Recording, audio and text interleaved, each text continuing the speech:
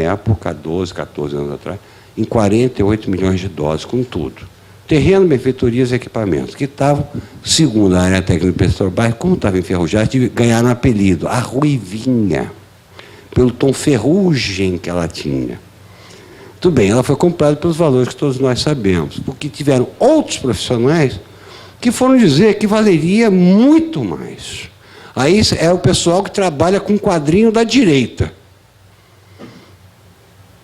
Então, eu acho importante vocês verem o que é que uma coisa e outra são tão importantes no trabalho da gente. Vocês terem noção que a gente tem que, pelo método científico, trabalhar sempre com um senso crítico e com a capacidade correta de análise das coisas, tá? Como o Jackson Guedes trabalhou para a Petrobras, só que não foi ouvido depois. Infelizmente, está aí o resultado. Porém, que fique claro, existem vários casos de mercado, do mercado ter absorvido com uma certa liquidez e bons resultados financeiros esses imóveis especiais. Aqui está um exemplo que eu boto bastante emblemático aqui no Rio de Janeiro sobre isso. Aquilo ali era a fábrica Bangu. No estado que se encontrava em 2004, quando foi comprada. Tá? Ela, na época, foi comprada por 4 milhões alguma coisa. Agora não me lembro exatamente o valor, mas 4 milhões de alguma coisa. Não foi mais do que isso. De reais, não é de dólares, não, tá? E ela foi comprada nesse estado.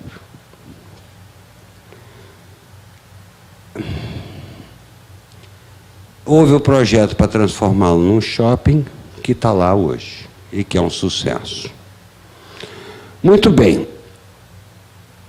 Eu fiz as contas de avaliação desse troço, da compra, para ver se ela estava, como é que ela estava. Então, eu fiz esse método que foi, eu peguei o valor de terreno, peguei o valor da benfeitoria, peguei o valor que foi a gordurinha, vamos dizer, era a comissão do corretor, 5%. Depois eu fiz uma conta de quanto o shopping pronto aproveitou da benfeitoria, que existia, que era tombada, né? E eu vi que o shopping ganhou dinheiro nessa compra. Porque se ele fosse construir o imóvel em si, com esse, mesmo que fosse com o material de hoje, com o sistema construtivo de hoje, não fosse com o tijolo de aparente, né, tijolo maciço. Claro, ninguém vai hoje construir mais nada em tijolo maciço. Esse tijolo maciço foi aproveitado, foi limpado, foi restaurado em alguns lugares e foi aproveitado integralmente. Mas se fosse construir em estrutura de concreto armado e tijolo vazado, ou tijolo de cimento, e emboçado, era mais caro que comprar o bagulho velho. Quer dizer, a empresa que comprou, o grupo financeiro que comprou, ganhou dinheiro.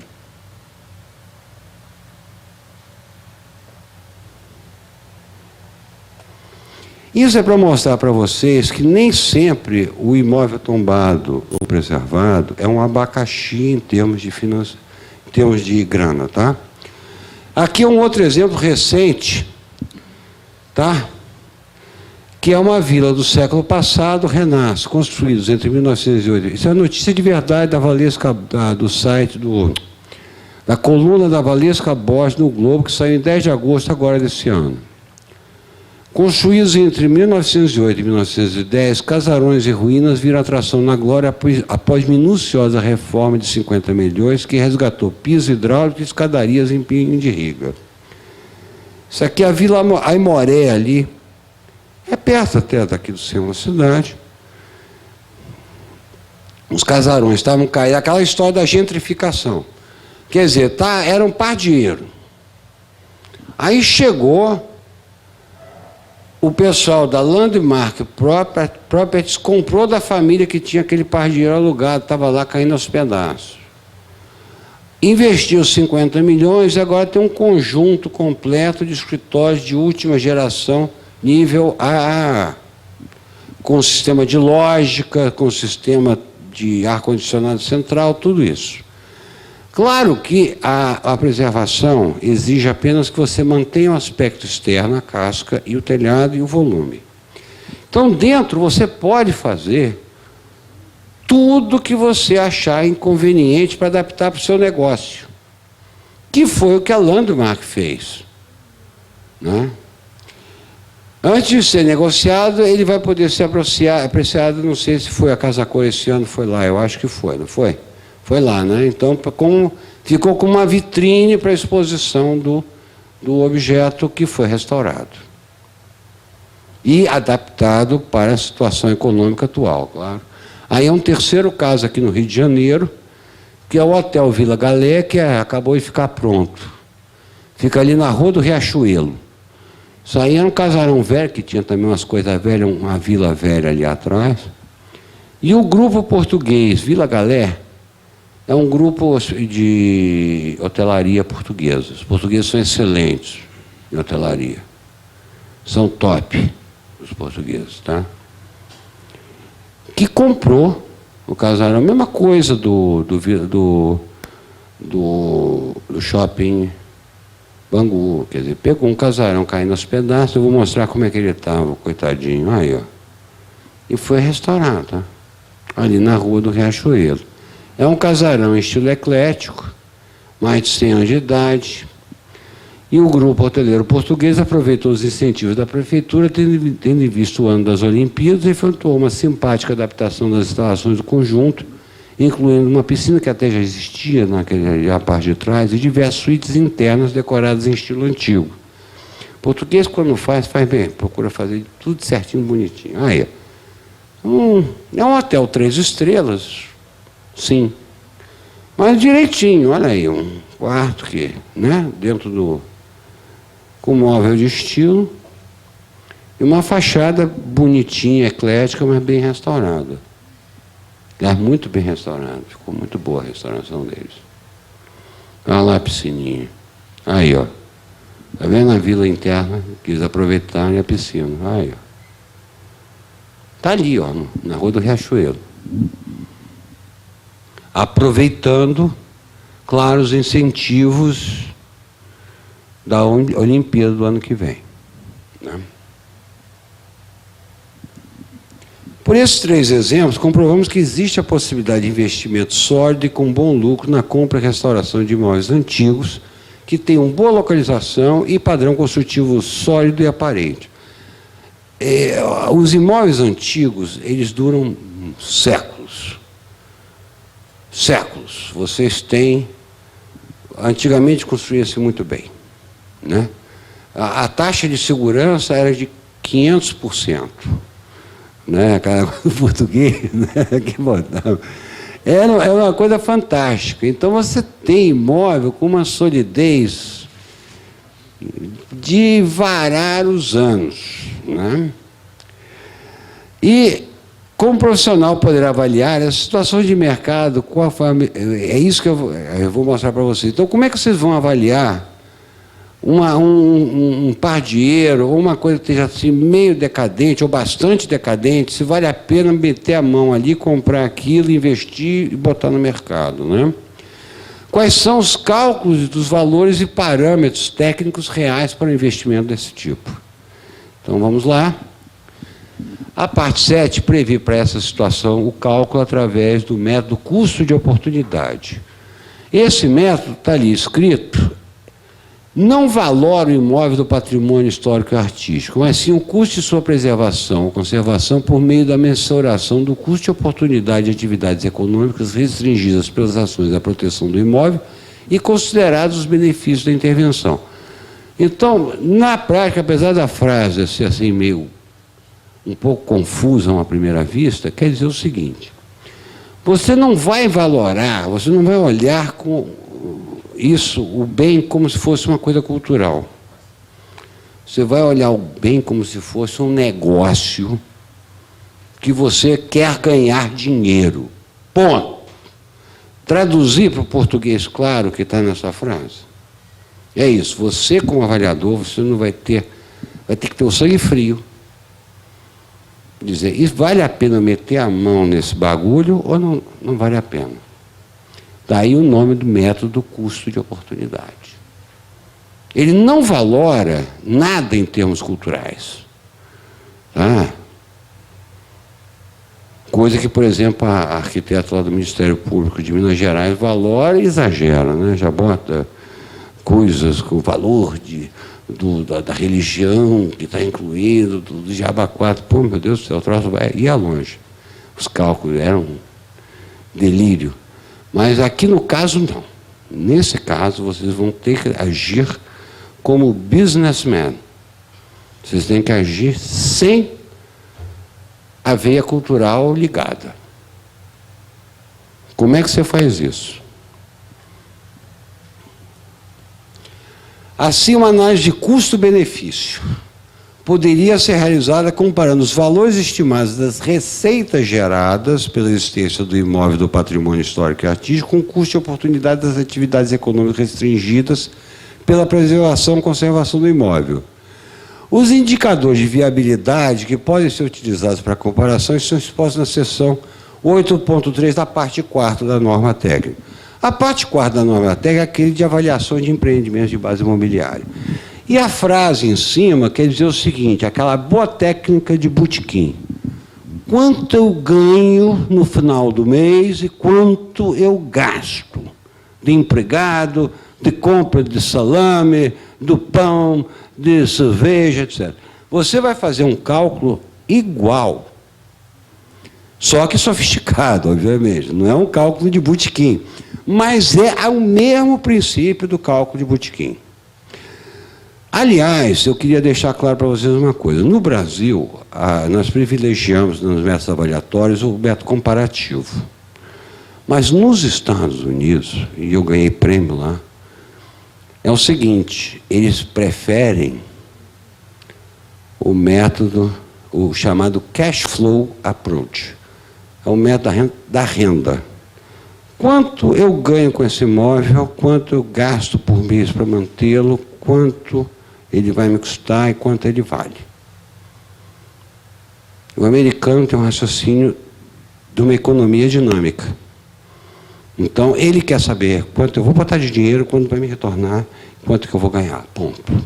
E aqui, pelo uso dos parâmetros da parte 4 da norma da BNT, a 14653, você vai fazer também a mesma coisa. Assim como os americanos e o português do botequim faz. Esse item da parte 4 estabelece as diretrizes gerais para o estudo do fluxo de caixa descontado de um empreendimento de base imobiliária. Qual seja? Você vai apurar as despesas que você vai ter no custo de restauração e adaptação do imóvel histórico-cultural, segundo a legislação a ele pertinente, que você tem obrigado a obedecer, tá? Para se tornar um imóvel atrativo no mercado. Então, por exemplo, o pessoal comprou a fábrica Bangu. Ele sabia que podia ser adaptado para shopping, sabia, já tinha feito uma consulta prévia. Quanto vai me custar para adaptar isso para um shopping? Tanto. Mantidas as características da fábrica Bangu. Tanto.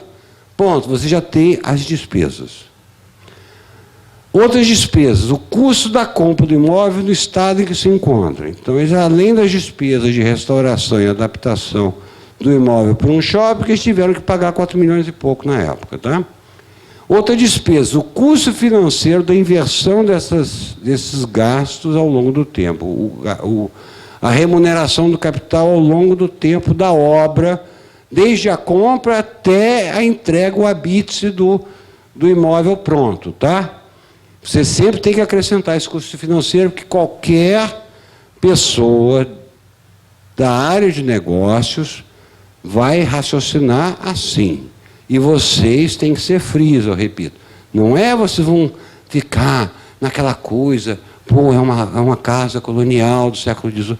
Para. Esquece. Isso é uma casa que vai virar um hotel, então você tem que raciocinar em termos se você tem clientela para ele, quanto que paga a clientela para ficar lá dentro, quanto eu vou custar isso para botar isso como um hotel. Pô. Tá? As despesas também, a taxa de desconto, ou de custo de oportunidade de risco assemelhado. Quer dizer, você tem as despesas, que eu já apresentei no slide anterior, e você tem que acrescentar a taxa de desconto, isto é, o lucro presumido pelo risco do negócio. Que é lucro e risco, né? Na verdade, são as duas coisas, tá? Então, isso faz parte do jogo. Você quer ganhar dinheiro, você não está ali por benevolência. Tá? Você está para ganhar o teu dinheiro em cima daquilo que você investiu. Tá? E as receitas vêm, então, para você fazer o fluxo de caixa. Você tem as despesas e você tem do outro lado a receita, que é pelo método comparativo. A gente pode estudar o valor de venda do imóvel retrofitado ou alternativamente, se for o caso, a receita operacional de um empreendimento lançado no local, um hotel, um shopping, etc., ou até mesmo aluguel. Para aí você forma o teu fluxo de caixa. Você vai lançar o fluxo de caixa descontado ao longo do tempo das obras e da venda ou locação do produto. E se o seu resultado for positivo ao final do horizonte de cálculo, a viabilidade na compra e no restauro do imóvel antigo. É a conta do português de botequim em nível bastante sofisticado. Mas é aquela conta de português de botequim. Aqui no caso, por exemplo, vamos simular um estudo com a fazenda neoclássica, que eu citei agora há pouco, no interior do estado do Rio de Janeiro, que o imóvel é muito bonito, significativo da época, porém o seu estado de conservação é lastimável, como estão vendo aí. Então, como é que a gente calcula? As características desse casarão neoclássico sugerem o seu aproveitamento adaptando para um hotel fazenda. Mas quanto irá custar a restauração e a reforma interna para que o casarão fique com um bom aspecto e conforto como esse aí que está pronto? Não vai custar pouco, né? E você também tem que ver se haverá turistas em número suficiente para ocupar e manter ocupado esse hotel com ocupação razoável ao longo do ano. Outra coisa importante, qual é o perfil etário e socioeconômico deste potencial de público consumidor? Quais as suas motivações para ir a esse local? Então, na verdade, uma coisa que é bastante interessante foi o que a Maria dos Anjos falou nesse painel. Quando ela foi falar, ela mostrou, em vez de mostrar um PowerPoint, ela mostrou um filme que ela pegou na internet, que diz como é que é a dinâmica cultural e psicológica de uma atividade econômica num centro histórico antigo. Então, é uma conjugação de fatores econômicos que levam e uma vontade, um bem-estar, um prazer do público consumidor. Por exemplo, ela mesma falou, ela portuguesa falou, olha, vocês estão em alta lá fora, na gastronomia, com pão de queijo. Pão de queijo é um excelente negócio para lá fora. Quem faz pão de queijo lá na Europa sobrevive bem. Porque é uma iguaria brasileira que está fazendo sucesso. Tá?